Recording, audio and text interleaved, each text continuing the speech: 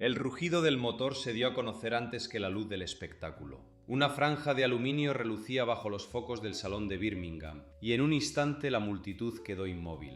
Era el año 1988, y entre los pasillos reían las sombras de ejecutivos de bancos, duques y coleccionistas de Japón, todos atrapados bajo el encanto de una cifra en negro que prometía 220 millas por hora. El simple sonido del turbo arrancando sobre la pista de nardo provocó un silencio tan denso que el propio aire parecía temer romperlo. Aquel día, la fábrica de Jaguar, situada en la zona industrial de Blocks, vibraba con la esperanza de una nueva era. Los obreros que llevaban generaciones tallando metal en aquel lugar habían escuchado historias de Ferrari y Porsche, pero nunca habían imaginado que sus manos tocarían el futuro de la velocidad. En la cafetería del edificio, María, madre de 2 niños, escuchaba a su marido describir cómo el proyecto XJ220 podría transformar la ciudad. Sus ojos se llenaban de orgullo, aunque en su interior el temor de perder la estabilidad económica se mezclaba con la ambición de ver prosperar a la comunidad. Mientras tanto, en el despacho principal, los directores de Jaguar discutían la estrategia con la precisión de una partida de ajedrez. Las cifras de ventas de la década anterior habían caído en picado, y el deseo de recuperar la gloria se había convertido en una obsesión. La promesa del motor de 6 litros y doble turbo se presentó como la llave para abrir puertas que el mercado había cerrado hacía años. El director financiero, con la mirada fija en un tablero de márgenes, aseguraba que la inversión en la XJ220 sería el impulso necesario para que el conglomerado británico volviera a liderar la innovación automotriz. En la pequeña localidad de Solihull, donde vivía la familia de Jim Rell, ingeniero jefe del proyecto, la noticia llegó como una ola de energía. Jim, un hombre de silenciosa determinación, había pasado noches en el taller, dibujando en papeles de carbón los contornos de un coche que debía superar a los dioses del asfalto. Sus hijos encontraban en los planos un mosaico de luces y sombras, sin comprender del todo que aquel sueño representaba tanto su pasión como el precio que pagaría su familia.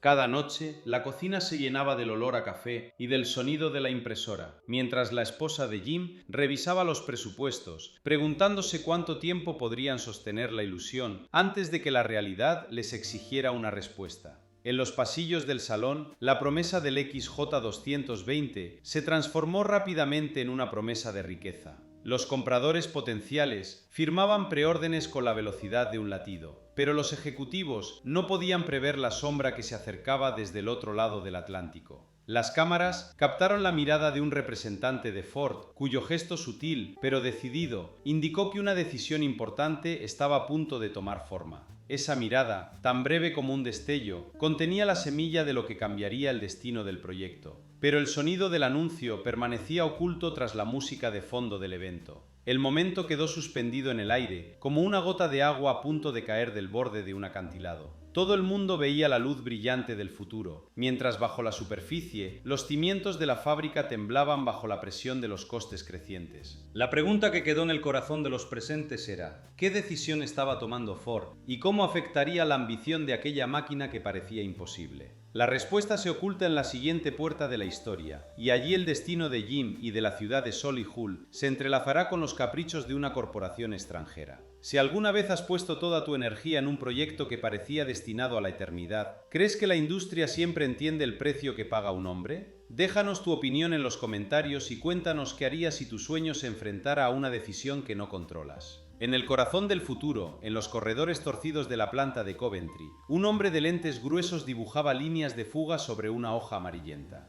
Jim Reynolds, ingeniero de 37 años, había llegado a Jaguar con la convicción de que la velocidad no era solo un número, sino la manera de medir la ambición de una nación. Cada noche, cuando las luces de la fábrica se apagaban y el ruido de los pistones cesaba, él y 11 colegas se reunían en la pequeña oficina del tercer piso, allí donde la calefacción hacía temblar los muros y el eco de la lluvia contra el cristal marcaba el ritmo del trabajo clandestino. Se llamaban a sí mismos el Saturday Club, no porque fuera su única reunión, sino porque el sábado era el único día que el calendario corporativo permitía una fracción de libertad sin supervisión directa. La visión que los unía era tan simple como audaz: construir una máquina que superara los límites de la velocidad terrestre, una bestia con la elegancia de una pantera y el rugido de un león. Con un presupuesto que apenas alcanzaba para comprar café, comenzaron a reutilizar piezas de los motores V8 del XJS, pero pronto comprendieron que la verdadera potencia residía en un bloque de 6,5 litros,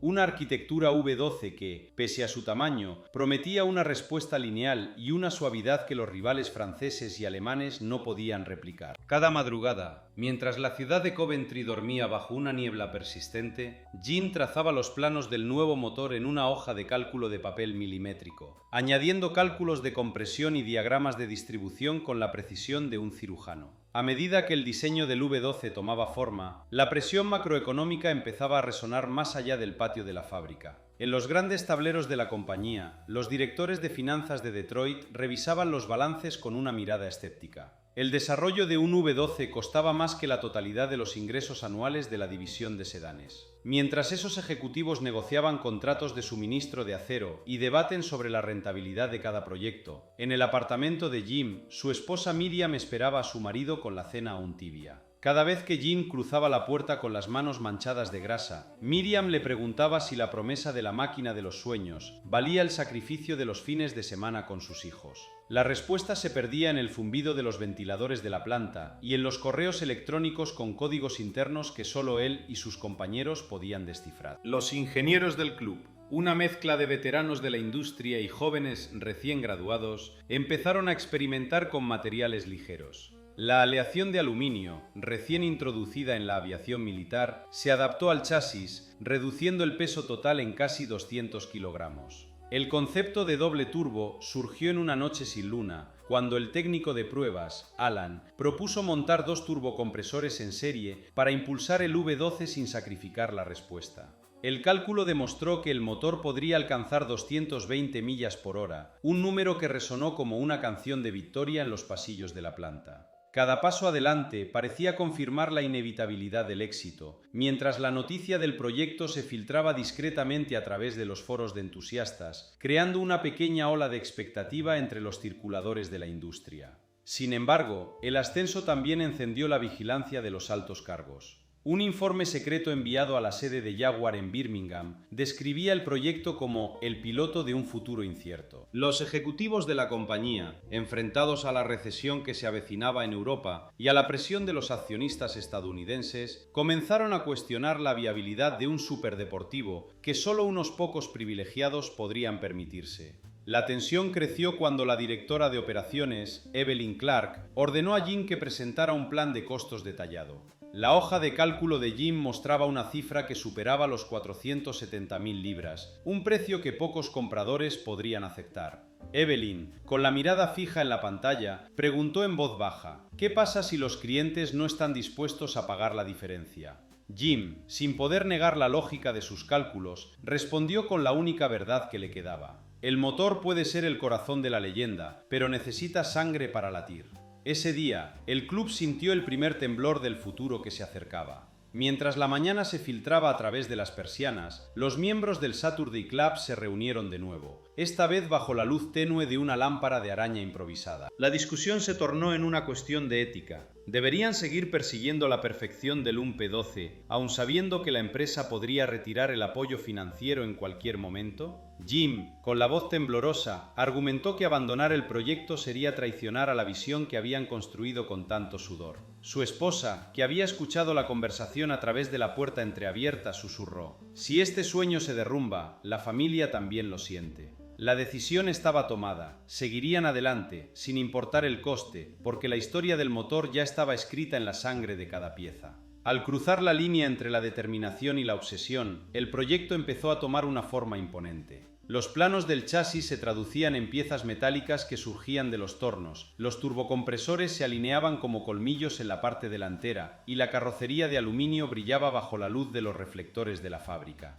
El orgullo de los ingenieros se mezclaría con la preocupación de los trabajadores de la línea de montaje, quienes veían cómo sus jornadas se alargaban para cumplir con los plazos. La ciudad de Coventry, que había visto crecer la industria automotriz durante décadas, sentía el pulso de una nueva esperanza. Cafés llenos de conversaciones sobre la máquina que cambiará el mercado. Familias que soñaban con enviar a sus hijos a la escuela usando el nombre del proyecto como ejemplo de innovación. Un día, mientras el motor V12 hacía su prueba final en el banco de dinamómetro, el número de revoluciones alcanzó los 7000 y la lectura del torque superó los 400 caballos de fuerza. El rugido que resonó en la sala fue un grito de victoria que llenó los corredores y los corazones de cada persona presente. Pero justo cuando el ruido desapareció, una llamada telefónica interrumpió la celebración. En el otro extremo de la línea, una voz de la sede de Jaguar anunció que el proyecto tendría un giro inesperado y que la dirección había decidido reevaluar el motor V12. El silencio se volvió denso. La pregunta que quedó flotando entre los técnicos era: ¿qué dirección tomará la compañía cuando el motor más ambicioso del proyecto enfrente la decisión de ser reemplazado? Si alguna vez dudaste de la capacidad de un grupo reducido para desafiar a una corporación gigante, ahora tienes la oportunidad de reflexionar sobre los límites de la innovación cuando el mercado se vuelve adversario. ¿Crees que la pasión de un equipo puede superar las barreras financieras de una empresa? Comparte tu opinión en los comentarios y cuéntanos cómo hubieras enfrentado esa encrucijada. Y mientras la última gota de aceite caía del motor, la pregunta que arde en el aire es: ¿qué sucederá cuando el V12, la pieza central del sueño, sea puesto en pausa y una alternativa inesperada ocupe su lugar? El peso de la decisión se sentía en cada tornillo del chasis, como una sombra que se alargaba sobre las mesas de los ejecutivos de Detroit y los planos que reposaban en la penumbra del taller de Coventry. Los directores financieros de la compañía norteamericana, con la mirada fija en los balances trimestrales, no escuchaban el rugido del motor V12 que los ingenieros de Jaguar habían soñado durante años. En una reunión que tuvo lugar bajo la luz fría de una lámpara fluorescente, los asesores de coste presentaron una hoja de cálculo cuyo único mensaje era la necesidad urgente de recortar gastos. La solución propuesta no era otra que sustituir el corazón de la bestia por un bloque de 6 cilindros con doble turbocompresor. Una idea que prometía ahorrar casi la mitad del presupuesto, pero también arrancar del proyecto la esencia que había alimentado su gloria. Jim Reale, con la frente cubierta de polvo y la nariz enrojecida por el humo de la soldadura, recibió la noticia mientras su esposa leía en voz alta a sus hijos la última edición del periódico local. La familia, que había compartido noches de cena bajo la tenue luz de una lámpara de escritorio, mientras Jim dibujaba curvas en el papel milimetrado, sintió en ese instante la ruptura de una ilusión. La madre de sus hijos, sin comprender del todo el lenguaje de los motores, murmuró que tal vez el trabajo había tomado decisiones demasiado frías. Y el silencio que siguió cubrió la casa como una niebla espesa. En la cúspide de la industria, los analistas de mercado empezaron a publicar informes que advertían de una sobrecarga de productos de lujo en un mundo que se acercaba a una recesión. Los inversores, temerosos de una posible caída en las ventas, exigían garantías de rentabilidad inmediata. La presión externa se convirtió en una fuerza invisible que empujaba los engranajes de la producción hacia una dirección que no coincidía con la visión original. Cada hoja de cálculo, cada presentación de PowerPoint contenía la misma frase: optimizar costes. El sueño de crear la máquina más rápida del planeta empezó a desvanecerse bajo la marea de números rojos y proyecciones negativas. Los ingenieros, con sus batas manchadas y sus herramientas colgando de los cinturones, trabajaron sin descanso para adaptar el nuevo motor de 6 cilindros al bastidor diseñado para el V12. Los cálculos de peso y equilibrio cambiaron, los módulos de control tuvieron que ser reescritos, y las pruebas en el banco de dinamómetro mostraron vibraciones que ningún proyecto había anticipado. Cada error extraído de una pantalla de diagnóstico se traducía en horas adicionales de trabajo nocturno, en cafés fríos y en miradas cansadas. Los técnicos empezaron a decir entre susurros que la máquina ya no era la misma, que la velocidad había sido sacrificada en nombre de la rentabilidad. Los clientes potenciales, entre los cuales se encontraban magnates del petróleo, sultanes del Golfo y coleccionistas de automóviles de Japón, recibieron cartas diplomáticas que explicaban el cambio de motor como una mejora tecnológica, sin revelar la verdadera razón detrás de la decisión. La oferta, que antes había sido presentada como una inversión segura en el futuro de la velocidad, se transformó en una negociación delicada, donde cada cláusula estaba cargada de incertidumbre. Los depósitos iniciales, que habían sido reunidos con la esperanza de ver el motor rugir sobre el asfalto, comenzaron a temblar como una hoja al viento. En la pequeña ciudad de Coventry, donde la planta de Jaguar era el latido que mantenía viva la economía local, la noticia se filtró a través de los pasillos de las fábricas, llegando a los rostros de los operarios que, durante años, habían visto cómo los diseños evolucionaban de bocetos a piezas de acero. Los sindicatos organizaron reuniones y los trabajadores expresaron su temor de que la reducción de presupuestos significara despidos masivos. Cada anuncio de recorte de horas extra se escuchaba como un golpe bajo el casco de los mecánicos, y la comunidad, que dependía de la fábrica como de una arteria, comenzó a sentir la presión de una posible desaparición. Los familiares de los ingenieros, que habían apoyado largas jornadas en la entrega de la promesa de velocidad, empezaron a cuestionar la viabilidad de seguir sacrificando tiempo y sueño por una visión que ahora parecía desvanecerse. La esposa de Jim, quien había visto cómo su marido cruzaba la línea entre la pasión y la obsesión, preguntó en una conversación nocturna si valía la pena arriesgar la estabilidad de su familia por una meta que quizás nunca se materializaría. En el reflejo del espejo del baño, Jim vio la mirada de un hombre que, a punto de tomar una decisión crucial, también veía la vulnerabilidad de sus seres queridos. La cadena de decisiones, una tras otra, fue construyendo una trampa cada vez más difícil de escapar. Cada intento de reducir costos encendía una chispa que provocaba una reacción en cadena. La pérdida de confianza de los clientes, el descontento de los empleados, la presión de los accionistas y la creciente duda interna sobre la dirección del proyecto. La empresa, que había prometido alcanzar la velocidad máxima del mundo, se hallaba ahora atrapada en una encrucijada donde la velocidad era un recuerdo difuso y la realidad se convertía en una carga cada vez más pesada. Y mientras el reloj marcaba los minutos que acercaban la fecha de lanzamiento, una nueva voz se alzó entre los corredores del edificio, la de un analista que advertía que la tendencia del mercado habría cambiado de forma irreversible en los próximos meses. Esa advertencia, aún sin ser plenamente comprendida, plantó la semilla de una pregunta que resonaría en los pasillos de la fábrica y en los corazones de los ingenieros. ¿Qué pasaría si el motor más avanzado jamás concebido nunca encontrara su comprador y quedara atrapado en la historia como un símbolo de ambición insufrida? ¿Te imaginas estar en la posición de Jim, con la presión de una familia que necesita seguridad y una visión que parece desvanecerse? Cuéntanos en los comentarios cuál crees que habría sido la mejor salida para él y para el proyecto. En los próximos minutos, el destino del proyecto se cruzará con una inesperada visita que cambiará el rumbo de todo lo que se ha construido hasta ahora.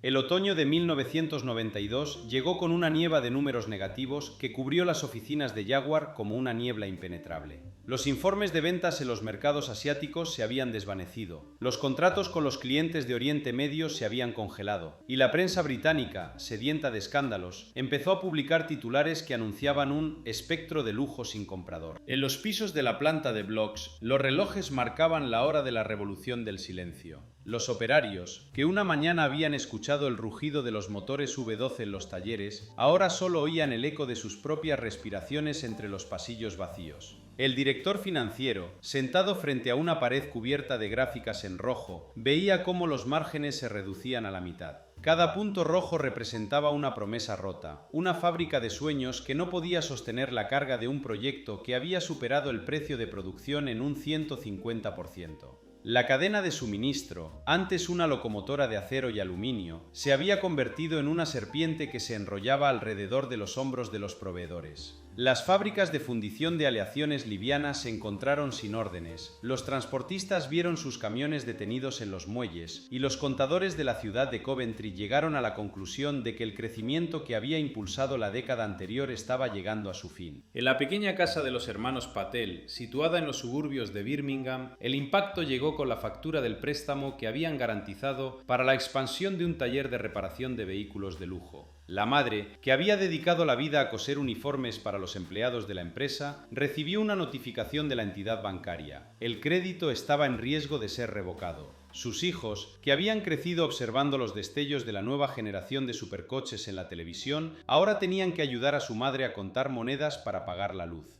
La desesperación se volvió una rutina y cada noche la familia escuchaba las sirenas de la policía que patrullaban las calles, recordándoles que el futuro estaba lejos de ser un carril de aceleración. Al mismo tiempo, las grandes salas de juntas de Jaguar en Coventry se llenaban de ejecutivos que revisaban los últimos indicadores del mercado global. Los analistas de Wall Street, con sus pantallas llenas de datos y sus pronósticos que ahora mostraban una caída del 50% en la demanda de vehículos de alto rendimiento, enviaban correos electrónicos que terminaban con la palabra urgente. El gobierno británico, que había financiado parcialmente la inversión con incentivos fiscales, convocó a una reunión de emergencia para discutir la posibilidad de rescatar la industria automotriz nacional. Las decisiones se tomaban bajo la presión de un escenario económico que daba la impresión de una tormenta permanente, y los debates se convertían en monólogos sin salida. Mientras la empresa intentaba calmar a sus inversores, los empleados de la línea de montaje, que una vez celebraban el paso de la primera unidad del XJ220 por la cinta, se vieron obligados a cerrar sus casilleros y a retirar sus cascos. Un joven llamado Ahmed, que había llegado a la fábrica con la ilusión de trabajar en el motor que iba a romper todos los récords, encontró su tarjeta de acceso desactivada. Al salir del edificio, vio cómo los vehículos terminados se alineaban bajo la tenue luz del atardecer, sin un comprador que los reclamara. El sonido del metal oxidándose era la única banda sonora que acompañaba la escena, y en su mente resonaba la frase que escuchó en la sala de pruebas: "Este es el futuro".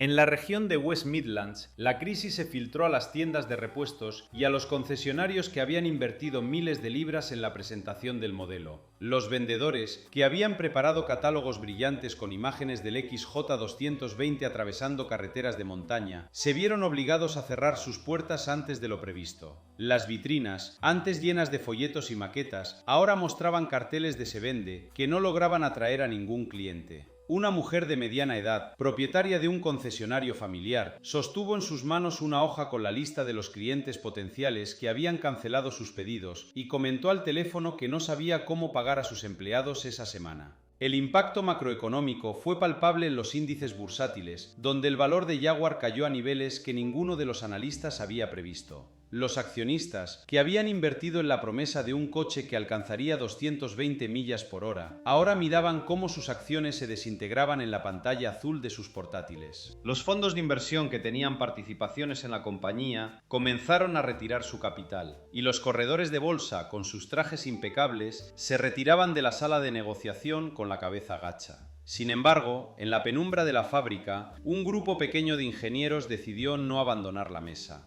Se reunieron en la cafetería del edificio, ahora vacía, y trazaron un plan clandestino para preservar el legado del XJ220. Habían guardado, bajo capas de pintura, los planos originales del chasis de aluminio, los cuales podrían ser la llave para futuros proyectos. Su sueño se mantenía encendido, aunque la empresa estuviera al borde del colapso. Cada uno de ellos sabía que el precio que pagaban sus familias era incalculable, pero la idea de que su trabajo se desvaneciera sin dejar rastro era peor que cualquier pérdida financiera. La comunidad de Coventry, una ciudad que había dependido durante décadas de la industria automotriz para su crecimiento, sintió la presión de una marea que se llevaba los empleos como arena entre los dedos. Los comercios locales, que vivían del flujo de los trabajadores de la planta, empezaron a cerrar sus puertas. Los niños que jugaban en los parques cercanos apenas podían imaginar que, alguna vez, sus padres habían sido parte de una revolución tecnológica. Las sombras de los edificios industriales se alargaban, y la gente del pueblo preguntaba en los cafés: ¿qué pasa con nuestras vidas cuando una empresa gigante se derrumba? Los informes de prensa comenzaban a enumerar los casos de familias que habían perdido hogares, de jóvenes que habían abandonado sus estudios para buscar trabajo en fábricas lejanas. Las organizaciones sociales, que antes apoyaban la formación de técnicos en la zona, ahora recibían llamadas de desesperación de personas que buscaban ayuda para reinsertarse. Cada historia individual se sumaba a una narrativa de desintegración que parecía interminable.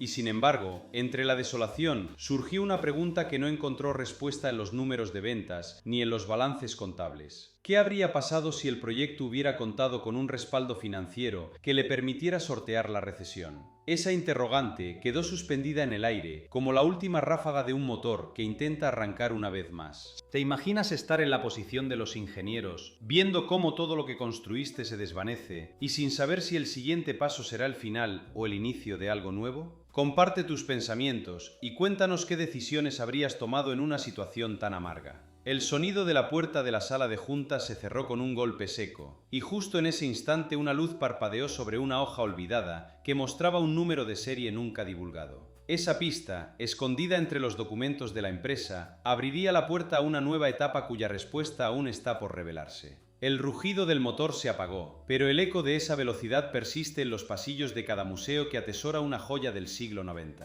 Cientos de coleccionistas, provenientes de rincones tan remotos como la costa de Lisboa o los valles de la Patagonia, ahora miran el tablero de una XJ220 como si fuera un relicario que guarda la última confesión de un sueño imposible. Cada una de esas piezas, escasas como los destellos de un cometa, se ha convertido en moneda de cambio para los más afortunados, alcanzando precios que oscilan entre 200.000 y 1 millón de libras. Pero la verdadera riqueza no se mide en números, se mide en las historias que esas carrocerías relatan cuando el sol las besa al anochecer. En una pequeña ciudad de la región de Midlands, el taller del señor Clark, mecánico veterano, se transformó en un santuario improvisado. Allí, un modelo sin motor, recuperado de una subasta, reposaba bajo una lona amarillenta, mientras la familia del mecánico reunía alrededor del capó una constelación de jóvenes curiosos. Cada visita al taller se convertía en una lección viva. Los niños aprendían a distinguir el crujido de una suspensión bien afinada del susurro de una fibra de carbono. La presencia de aquella pieza inerte, sin embargo, también recordaba la fragilidad de los proyectos que surgen de la ambición sin respaldo financiero.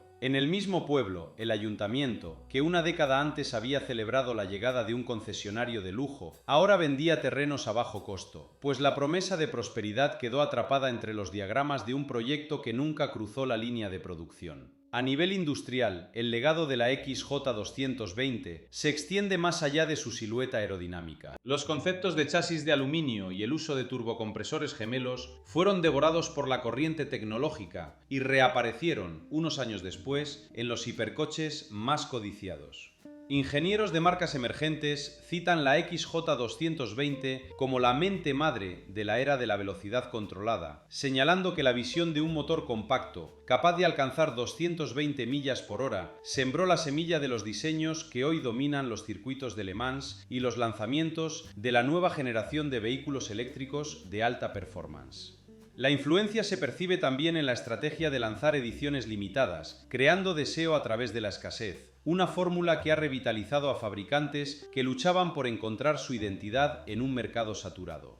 Sin embargo, la historia revela una advertencia que aún vibra en los corredores de la innovación. La desconexión entre la promesa tecnológica y el pulso económico del momento abrió una grieta que, aunque parcialmente curada, sigue sangrando en proyectos contemporáneos. Los gigantes de la movilidad eléctrica, al perseguir baterías de mayor autonomía, se encuentran atrapados en la misma disyuntiva: invertir en innovación sin el aval de un mercado dispuesto a absorber el costo. Los ejecutivos, al observar la XJ220, ven un espejo donde se refleja el riesgo de sobrecargar una visión con expectativas que la realidad no puede sostener. La lección se vuelve un recordatorio silencioso de que la velocidad no solo se mide en kilómetros por hora, sino también en la capacidad de anticipar el ritmo del consumo global. En el corazón de la conversación, la familia de Jim, el ingeniero que lideró la iniciativa original, todavía guarda una caja metálica bajo el suelo de su antiguo hogar. Dentro, entre planos y notas manuscritas, reposan los últimos cálculos que nunca recibieron la luz del día. Esa caja, ahora cubierta de polvo, representa más que un simple archivo. Es la encrucijada entre la pasión desbordante y la resignación obligada. Cada día, los hijos de Jim, ahora adultos, atraviesan el patio mirando la caja como si fuera un cofre de tesoros, preguntándose si el contenido podría reescribir la historia de la velocidad si alguna vez se abriera. Los rumores sobre esa caja se han extendido entre los coleccionistas más obsesionados. Se dice que entre sus papeles se encuentra un prototipo de transmisión, que de haber sido implementado, habría reducido el consumo de combustible en un porcentaje significativo, algo que hoy los diseñadores de sistemas híbridos persiguen con fervor. Si esa información fuera confirmada, cambiaría la narrativa de la XJ220,